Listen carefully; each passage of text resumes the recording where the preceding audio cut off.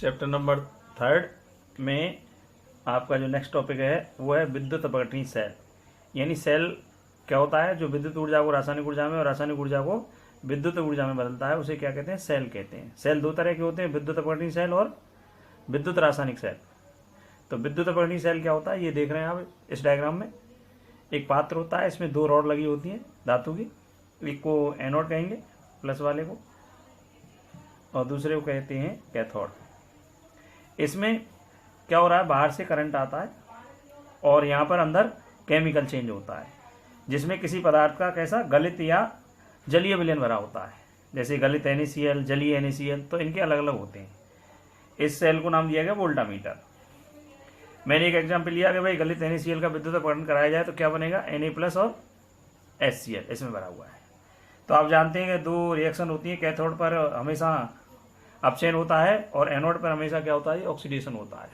तो यहाँ पर क्या होगा, ये वाली रिएक्शन होगी, Na+ एक इलेक्ट्रॉन गेन किए जाते हैं, ग्रहण किए जाते हैं। तो सोडियम धातु जमा हो जाएगी किस पर, कैथोड पर, और एनोड पर हमेशा क्या होता है, ऑक्सीडेशन होता है। तो हाफ Cl2 और एक इलेक्ट्रॉन। इसी को आप दोबारा से देखें भाई, वोल्टमीटर में कौन ले लिया, HCl।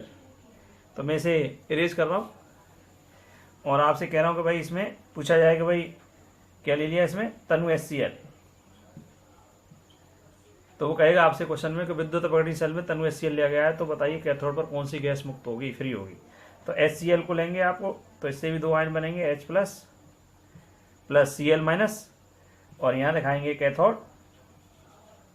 तो इसमें हो जाएगा H+ प्लस एक इलेक्ट्रॉन, H ज़्यादा लिखना चाहें तो H परमाणु बनेंगे, और H जो दो परमाणु होता है, डाइएटोमिक होता है, तो क्या बन जाएगी, H2। ऐसे लिखाना चाहें तो एनोड पर क्या होगा जी, ऑक्सीडेशन होगा, तो Cl- Cl प्लस एक इलेक्ट्रॉन और Cl प्लस Cl, तो कौन सी गैस मुक्त हो गई, Cl2। तो आपका क्या आंसर रहा कि भाई एनोड पर क्या मुक्त होगा और कैथोड पर क्या मुक्त होगा। तो आप देख पा रहे हैं इसमें कि भाई कैथोड पर जो है हाइड्रोजन गैस फ्री हो रही है, मुक्त हो रही है, ये वाली रिएक्शन। और एनोड के बारे में पूछा जाए तो एनोड पर क्या कौन सी गैस मुक्त होगी, क्लोरीन गैस। कब, जब वोल्टमीटर में कौन सी गैस ली जाए, तनु HCl। ऐसे हम बहुत सारे पदार्थों के एग्जाम्पल देख सकते हैं, ले सकते हैं, करके देख सकते हैं कि भाई हम कि इसमें वोल्टमीटर में दो तरह के आयन बनते हैं, एक धनायन और एक और ऋणायन। तो धनायन कहाँ जाएगा, कैथोड पर विपरीत पोल पर जाता है, और ऋणायन जो होगा वो किस पर जमा हुआ, एनोड पर, अपना चार्ज त्याग देता है और वो फ्री हो जाता है। इसके बारे में फैराडे नामक साइंटिस्ट हुए जिन्होंने भाई कितने समय तक सेल में धारा प्रवाहित की जाए तो कितनी मात्राएं इन छड़ों पर, इलेक्ट्रोड पर जमा होंगी या मुक्त होंगी। तो इसलिए फैराडे के दो नियम पढ़े जाते हैं। फैराडे के विद्युत अपघटन का प्रथम नियम। अभी आप ये चित्र देख रहे हैं, तो यहाँ पर क्या हो रहा है कि ये रॉड है और इन पर पदार्थ की क्या होती है मात्राएं। जैसे यहाँ पर कौन मुक्त हो रही है, Cl2, और यहाँ पर कौन मुक्त हो रही है, H2। तो ये कितने समय तक धारा प्रवाहित करने पर मुक्त होंगी। तो इन्होंने बताया कि भाई पदार्थ की मात्रा को M से लिखते हैं, कुछ किताबें W से भी लिखती हैं, तो उसमें कंफ्यूज ना हो। राजस्थान बोर्ड की बुक जो है केवल M से लिख रही है। धारा की मात्रा जो प्रवाहित धारा है उसमें मात्रा Q से लिख रही है। तो फैराडे का प्रथम जो नियम है वो इसी संदर्भ में कि किसी विद्युत अपघटनी सेल में इलेक्ट्रोडों पर मुक्त पदार्थ की मात्राएं या विद्युत अपघटन के दौरान निक्षेपित, जमा या मुक्त पदार्थ की मात्राएं, उसमें प्रवाहित धारा की मात्रा की कैसी होती है, समानुपाती। तो पदार्थ की, मुक्त पदार्थ की मात्रा क्या है, M है, प्रवाहित धारा की मात्रा क्या है, Q। तो फैराडे के प्रथम नियम से M समानुपाती Q, M बराबर हो गया WQ। W एक यहाँ कांस्टेंट है जिसे नाम दिया गया विद्युत रासायनिक तुल्यांक। आगे जाएंगे तो देखेंगे इसमें कि भाई Q जो होता है वो IT के बराबर होता है, एम्पियर और टाइम। तो ये वैल्यू यहाँ रख दी Q की जगह पर। तो ये फॉर्मूला आ गया आपका M बराबर W इंटू IT। इस पर आपके न्यूमेरिकल बनते हैं, इसमें आपसे W भी कैलकुलेट करा सकता है, M भी पूछ सकता है, जो नेक्स्ट वीडियो में आपको मिलेंगे। यदि इसमें मान लिया जाए कि भाई अभी नेक्स्ट में मिलेंगे, I = 1 एम्पियर है, T बराबर क्या है, 1 सेकंड है, तो ये M बराबर क्या हो गया, W हो गया। तो आपसे पूछा भाई विद्युत रासायनिक तुल्यांक किसे कहते हैं, इसकी परिभाषा बताइए और इसका मात्रक बताइए। तो आप कहोगे कि किसी विलयन में 1 एम्पियर की धारा 1 सेकंड तक प्रवाहित की जाए तो मुक्त पदार्थ की मात्रा ही उसका क्या कहलाती है, विद्युत रासायनिक तुल्यांक कहलाती है। यानी 1 एम्पियर की धारा 1 सेकंड तक प्रवाहित करने पर जो पदार्थ जमा होता है वही उसका विद्युत रासायनिक तुल्यांक होता है। रही बात W के मात्रक की, भाई मात्रक कैसे निकालते हैं, तो मात्रक देखेंगे इसका, तो डब्ल्यू का मात्रक है डब्ल्यू एम, अभी पढ़ा हो रही प्रथम नियम से, M equal W I T, तो W equal M upon I T. M किस में लेते हैं ग्राम में, आई किस में लेते हैं एम्पियर में, और टी किस में होता है सेकेंड में, तो ग्राम एम्पियर इनवर्स और कौन सेकेंड इनवर्स, ये इसका मात्रक हो गया। आगे आता है इसमें दूसरा नंबर फैराडे के विद्युत अपघटन का द्वितीय नियम, यानी दो नियम होते हैं, फैराडे का प्रथम नियम पढ़ा भी आपने और ये है फैराडे का द्वितीय नियम। ये क्या होता है कि जैसे आप देख रहे हैं इसमें एक पात्र है जिसमें कौन भरा CuSO4 विलयन, दूसरा कौन है AgNO3 और तीसरा है H2SO4, और भी अधिक विलयन इसमें भरे जा सकते हैं। तो इसमें क्या होता है, दो या दो से अधिक विद्युत अपघट्य होते हैं जो इस तरह से जुड़े होते हैं। पहले पात्र में दो छड़ हैं कैथोड और एनोड, इस तरह से ये इससे जोड़ दो इधर और ये इधर जुड़ जाएगी, ये वाली स्थिति यहाँ दिखाई गई है, प्लस का, दूसरा क्या है माइनस का। तो इसमें ये कह रहा है कि विभिन्न विद्युत अपघट्यों में समान धारा समान समय तक प्रवाहित की जाए तो इन पर कितने पदार्थ यानी कौन से इलेक्ट्रोड पर कितना पदार्थ या इलेक्ट्रोड पर कितने पदार्थ जो जमा होंगे उनकी मात्राएं और उनके तुल्यांक भार में क्या संबंध होगा, इस बात को यहाँ बताया गया है। तो समान धारा समान समय तक, यानी फैराडे के द्वितीय नियम के अनुसार समान धारा समान समय तक विभिन्न विद्युत अपघट्य जैसा कि ऊपर देख रहे हैं में प्रवाहित करने पर एक एकत्रित भिन्न भिन्न पदार्थ की मात्राएं उनके ई का मतलब इक्विवेलेंट वेट तुल्यांक भार के कैसी होती है समानुपाती, यानी मुक्त पदार्थ या जमा पदार्थ की मात्रा क्या ही एम है और तुल्यांक भार क्या ही ई है। तो द्वितीय नियम के अनुसार क्या हो गया, एम समानुपाती क्या हो गया ई हो गया। आगे देखें तो मान लीजिए कि हमने इस तरह से इसमें दो विद्युत अपघट्य ले लिए, तो दो पदार्थों के लिए पहला बन गया M1 समानुपाती E1 समीकरण नंबर 1, दूसरा बन गया M2 समानुपाती क्या जी E2। तो लिखेंगे M1 अपॉन E1 बराबर कोई कांस्टेंट आ जाएगा, M2 अपॉन E2 बराबर कौन कांस्टेंट, तो समीकरण 1 और समीकरण 2 से क्या लिख सकते हो आप, M1 upon E1 equal M2 upon E2, या क्या लिख सकते हैं M1 upon M2 equal E1 upon E2। ये फैराडे के द्वितीय नियम का समीकरण है जिसमें M1 और M2 क्या है पदार्थ के अणुभार हैं, सॉरी पदार्थ की मात्राएं हैं, और E1 और E2 क्या है उनके तुल्यांकी भार हैं। यानी चार में से तीन राशियां दी हो तो चौथे की कैलकुलेशन की जा सकती है। आपसे एक बार पूछा गया भाई E और W क्या है और इनमें किस तरह से संबंध होता है, तो ये प्रथम नियम में और ये किसमें पढ़ा है द्वितीय नियम में। तो इनके बीच का रिलेशन देखें किस तरह से बनाया प्राप्त किया गया। अभी आपने पढ़ा भाई फैराडे के प्रथम नियम से M इक्वल WIT, तो दो पदार्थों के लिए लिख लें तो क्या हो जाएगा M1 W1 IT, क्या I और T तो कांस्टेंट है समान समय और समान धारा। दूसरे के लिए क्या हो जाएगा M2 equal W2 I2 WIT, समीकरण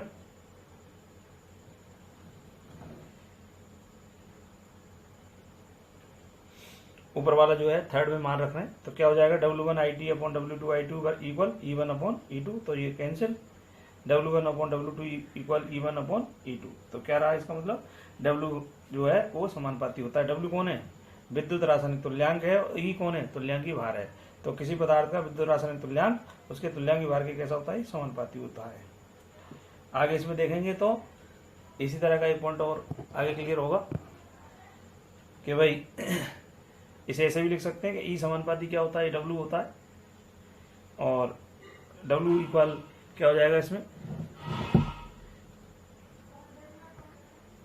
यानी इसे ऐसे भी कह सकते हैं E समानुपाती W और E इक्वल QW, और Q क्या है E अपॉन W, यानी Q क्या है आवेश की मात्रा है, यानी वह मात्रा है जो 1 ग्राम तुल्यांक पदार्थ को मुक्त करने के लिए क्या होती है आवश्यक होती है, उसे क्या कहते हैं Q कहते हैं। जिसे आगे इस तरह से देख सकते हैं कि भाई इसमें कैसे इसको कैलकुलेट किया जाता है। जैसे मान लीजिए कि हमें Ag का तुल्यांकी भार पता है, तो ये क्या हो जाएगा E क्या होता है तुल्यांकी भार होता है, और ये क्या होता है विद्युत रासायनिक तुल्यांक, तो दोनों हमें पता है तो हम उससे Q की गणना कर सकते हैं। अभी आपने एक रिलेशन पढ़ा था Q equal E upon W। Q क्या है आवेश या विद्युत की क्या ही आवश्यक मात्रा है, तो क्या कहेंगे इसको, इसके बारे में 1 ग्राम Ag को मुक्त करने के लिए आवश्यक आवेश या विद्युत की मात्रा की कैलकुलेशन हम करना चाह रहे हैं, तो यही फॉर्मूला अप्लाई करेंगे Q equal E upon W। E आप सभी जानते हैं क्या होता है Ag का तुल्यांकी भार, Ag का लिया 1 ग्राम Ag के लिए, यानी E इक्विवेलेंट वेट होता है और डब्ल्यू जो होता है वो पीछे अभी पड़ा है विद्युत रासायनिक तुल्यांक होता है। तो क्या हो गया, एजी का विद्युत रासायनिक तुल्यांक। अब ये जो एजी का तुल्यांकी भार होता है वो 107.8 और इसका जो विद्युत रासायनिक तुल्यांक होता है वो बहुत कम है 0.000118। इसे डिवाइड करेंगे तो ये आएगा 6493 कूलम अप्रोक्सीमेटली लगभग। तो ये जो होता है वो एजी का 1 ग्राम एजी को मुक्त करने के लिए आवश्यक आवेश या विद्युत की मात्रा हो गई। इस तरह से अन्य के लिए भी ये वैल्यू कैलकुलेट की गई है। तो इसमें आगे देख रहे हैं कि भाई ये जो आवेश है उसे क्या नाम दिया गया, फेराडे, माइकल फेराडे के नाम पर फेराडे कहा गया, जिसे 1F से लिखते हैं। तो क्या होता है कि 1 ग्राम तुल्यांकी भार को मुक्त करने या निक्षेपित करने या जमा करने के लिए आवश्यक विद्युत या आवेश की मात्रा को क्या कहते हैं, फेराडे कहते हैं, जिसे एफ से लिखते हैं। और एक एफ की वैल्यू जो होती है लगभग वो होती है 96,500। यानी आप जो क्यू निकाल लेते हैं वो क्यू की वैल्यू आ गई आगे आपकी 96,500 आ गई। ये वास्तव में आपको पता हो तो ये 1 मोल इलेक्ट्रॉन का आवेश होता है। मोल पता हो तो मोल होता है 6.022 10⁻23 और आवेश जो होता है इलेक्ट्रॉन का 022 इंटू 10⁻90 इनको इंटू कर दें तो ये 96,500 आ जाता है। तो आपके लिए ये आया कि भाई फेराडे जो होता है वो क्या होता है कि किसी इलेक्ट्रोड पर 1 ग्राम तुल्यांकी भार पदार्थ को क्या करना है, जमा कराना है या उसे मुक्त कराना है। तो आवश्यक विद्युत या आवेश की मात्रा जो है वो फेराडे कहलाती है। फेराडे को एफ से लिखते हैं। 1F का मान 96,500 कूलम होता है। आप जो ऊपर क्यू निकाल रहे थे वो क्यू जो होता है वो 96,500 होता है। ये अलग बात है कि क्यू आप हमने यहाँ कैलकुलेट किया इस एजी के लिए, 1 ग्राम एजी के लिए, तो एजी का तुल्यांकी भार बटे एजी का विद्युत रासायनिक तुल्यांक जो आया हमारा 96,493। तो ये अलग सभी धातुओं के लिए अलग अलग हो सकता है, लेकिन इसका जो कॉमन मान है वो आपके लिए पता है कि भाई क्या होता है, 96,500 कूलम होता है। आगे जाएंगे तो इसी में एक छोटी सी चीज और देखेंगे कि भाई आवेश की मात्रा जो है वो ऑक्सीकरण या अपचयन अभिक्रिया के स्टोइकियोमेट्रिक गुणांक पर निर्भर करती है। आप जानते होंगे स्टोइकियोमेट्रिक गुणांक कि किसी अभिक्रिया को संतुलित करने के लिए जो संख्या काम में ली जाती है उसे क्या कहते हैं, स्टोइकियोमेट्रिक गुणांक कहते हैं। एक उदाहरण के तौर पर देख रहे हैं, 1 मूली Ag प्लस आयन का क्या करना है, अपचयन करना है। तो हमें किस तरह से लिखेंगे इसको, तो Ag प्लस 1 इलेक्ट्रॉन Ag। तो यहाँ पर हमें आवश्यक आवेश की मात्रा जो है वो 1 इलेक्ट्रॉन है, जैसे इसे क्या लिखा जाएगा, 1F लिखा जाएगा। अदर एग्जाम्पल देखें इसमें, जैसे कॉपर के बारे में लिखना हो तो कॉपर Cu2 प्लस आयन है, ये 2 इलेक्ट्रॉन लेकर उदासीन होगा तो क्या बनाएगा कॉपर, लेकिन कितने इलेक्ट्रॉन की जरूरत पड़ेगी, स्टोइकियोमेट्रिक गुणांक क्या है, 2 है, तो यहाँ पर क्या आ जाएगा, 2F आ जाएगा। इसका स्टोइकियोमेट्रिक गुणांक क्या था, 1 था, तो क्या आ गया, 1F। आगे देखेंगे Ag के लिए, Al के लिए सॉरी, Al 3 प्लस होता है, प्लस 3 इलेक्ट्रॉन Al, और ये आपका आ गया 3F। तो आप जितने इलेक्ट्रॉन यहाँ पर देखेंगे उतनी ही आप क्या पाएंगे, फेराडे की वैल्यू पाएंगे। 1 इलेक्ट्रॉन तो 1F, 2 इलेक्ट्रॉन है 2F, और 3 इलेक्ट्रॉन है तो क्या देखेंगे, 3F। कुछ रिलेशन देख लेते हैं इस चैप्टर के, इस टॉपिक के।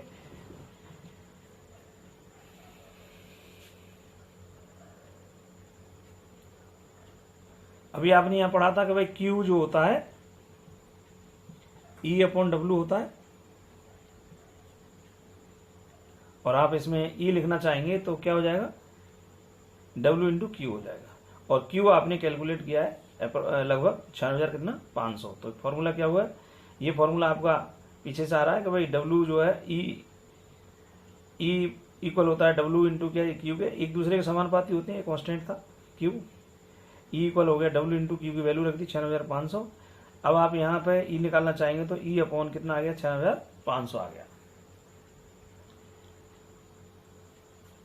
गैसीय उत्पादों के लिए आप इसमें फेराडे का नियम को देखना चाहें तो प्रथम नियम के हिसाब से लिखा गया है, M = W × Q। Q की जगह पर हम क्या रख सकते हैं, IT।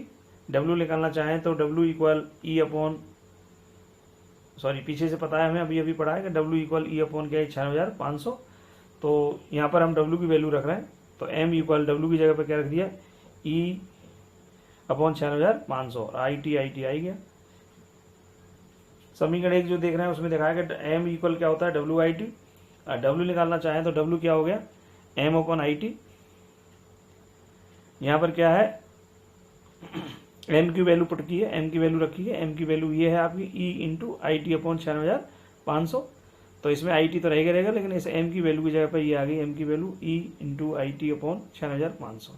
तो E into I T upon I T इसमें नीचे है ही है, इंटू 96,500। तो आई टी से आई टी कैंसिल, तो ई बटे क्या आ जाएगी 96,500 आ गया। तो डब्ल्यू जो होता है वो विद्युत रासायनिक तुल्यांक होता है, और ये ई जो होता है वो तुल्यांकी भार होता है। इसमें कितना 6,500 का क्या करते हैं भाग दे दें, तब वो डब्ल्यू के क्या होता है बराबर प्राप्त होता है।